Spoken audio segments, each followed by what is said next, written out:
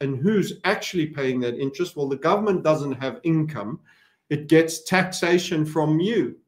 You are the collateral. And those bankers view you as the collateral. And in any cull, I'm sure the land and a lot of other things will be made available very cheap. And BlackRock and Vanguard and other proxies for the legacy families will be buying off all your assets for pennies in the pound in the next collapse that could even have started now. The good news is that when you have a debt-based collapse, money, while it's still fluid and can move, runs into things that are preservational, and the primary monetized preservational asset is gold. And you are seeing that being manifested now. So everyone should be a gold stacker. Everyone should consider that they have no money. They have a promise of possible money when you have credits in a bank.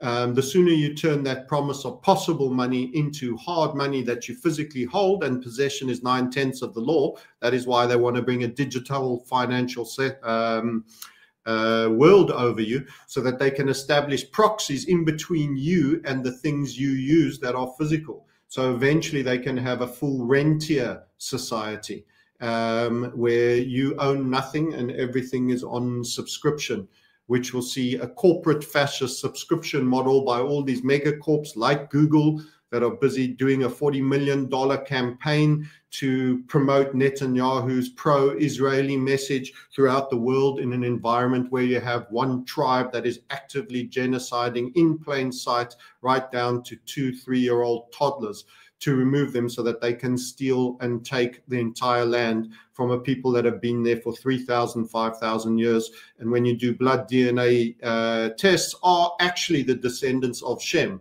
while the Ashkenazi are not. That's where you're at.